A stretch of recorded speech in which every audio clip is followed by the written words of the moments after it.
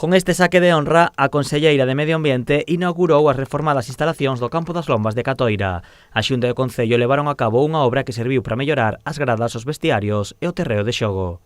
Supoñía, por un lado, a rehabilitación das gradas, pero por outro lado tamén o que é a restauración e novo céspede neste campo de Catoira, que ademais, tal e como me trasladan, a instalación máis visitada polos catoirenses e que, polo tanto, ben merece a pena facer un esforzo por ambas as partes. A obra tivo un custo de preto de 240.000 euros, financiados polo Concello grazas á colaboración da Xunta co Fondo de Cooperación do Instituto Galego de Vivenda e Solo.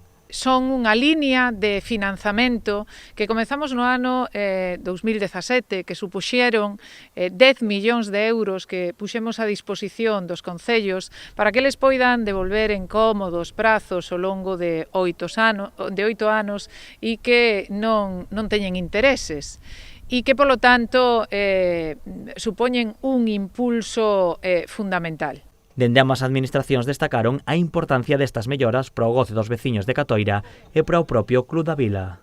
Falar de deporte é falar de sostenibilidade dende o punto de vista medioambiental, pero tamén dende o punto de vista da nosa propia saúde e tamén da economía, porque os deportes moven a economía.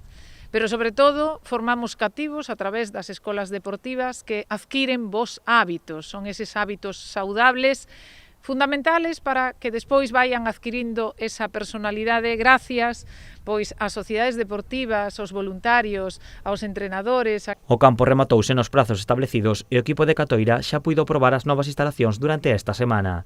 Tras a inauguración oficial de hoxe, o campo xa está preparado para que o Catoira, en todas as súas categorías, comece as competicións deportivas.